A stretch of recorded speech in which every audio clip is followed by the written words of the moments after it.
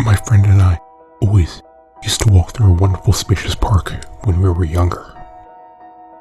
It was full of tall trees and it was very nicely maintained. In this large park, there was an abandoned mansion. I can't really say how long it had been there, but on that day, the front door of the mansion was wide open. The two of us decided to check out what was inside the place. As we inched through the door, the very first thing we noticed was the mansion's floor was littered with crumpled up pieces of paper. We looked at each other and observed that there was no furniture, nothing, except for those wrinkled balls of paper.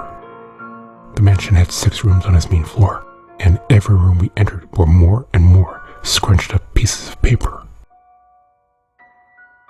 We decided to open up one of the paper balls to see what was inside. Our curiosity got the better of us. I picked up a single wrinkled piece, and as my friend picked up another, I unfolded my paper, smoothing out its bends and dents. At that moment, it was almost as if a piece of a rainbow emerged before our eyes, and I was suddenly standing next to a large window in one of the upstairs rooms of the house. I was looking outside into the large park. When I looked down at the piece of paper I held, it read, "Look outside the large window that oversees the park in the upstairs parlor." I dropped the piece of paper, and it fluttered gracefully to the ground.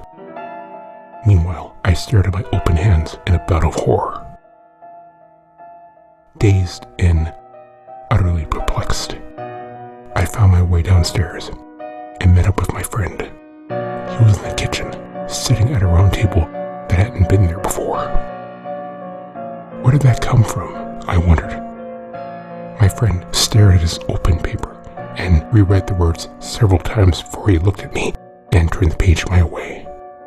It said, "Go to the kitchen and sit at the round table."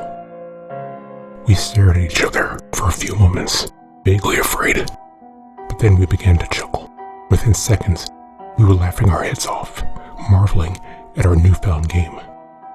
We could hardly believe what had happened, but being as young as we were, the mystery was endlessly exciting. We decided again to open another scrunched up piece of paper.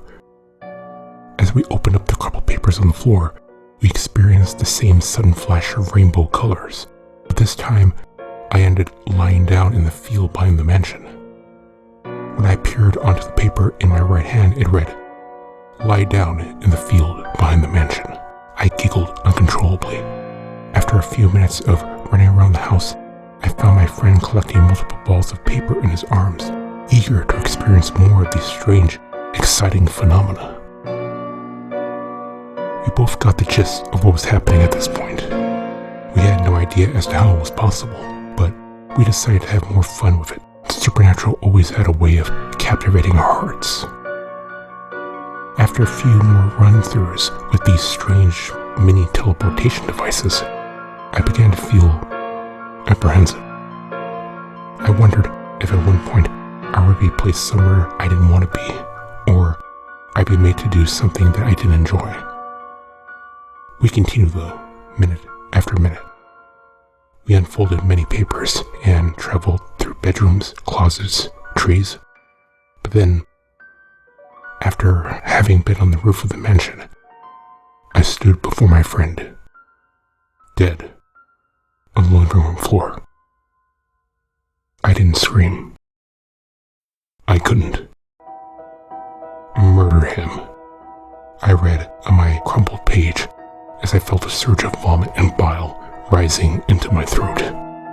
Nothing came out, but the sickness in my throat spread to my stomach, my head, and my heart.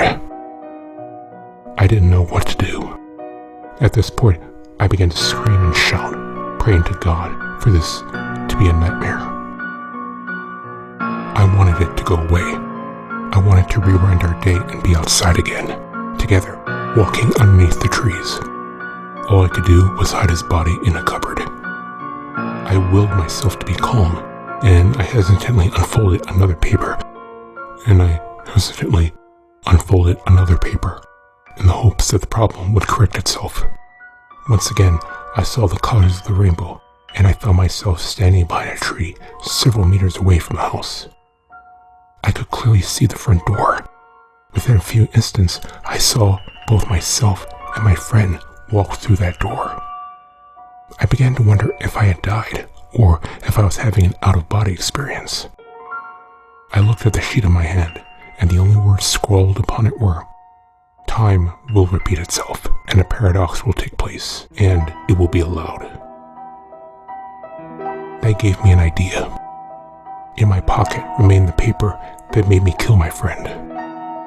Without looking at it, I crumpled it back up. Quietly, I followed my other self, who had separated from my friend as he explored the rooms of the house. As I crept behind him, he turned around very suddenly. Before he could utter a syllable, I forced the paper in front of my eyes, and in a flash of rainbow colors, I was able to kill my other self. The laws of time allowed me to take over my dead self's place in this world, and also because of the fact that it was allowed to happen, as it was written on the second piece of paper that I had on me, which reversed time. It must have control over time and paradoxes, which made me now the new alive and present of my other dead self.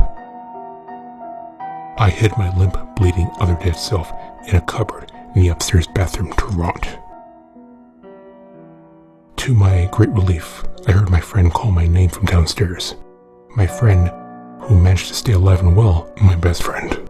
When I went downstairs, he greeted me excitedly, smiling childishly and being blissfully unaware of the situation. I pretended that nothing had happened. In a heartbeat, I told him that the house creeped me out and that it would be much better if we left. After that day, we never went near the mansion again. I don't know if anyone saw or heard about anything that happened between us, but I recently heard from another friend that the house had been demolished. And I can tell you with great certainty that while this news is a relief, I dreaded the probable prospect that my corpse was uncovered in the bathroom cabinet.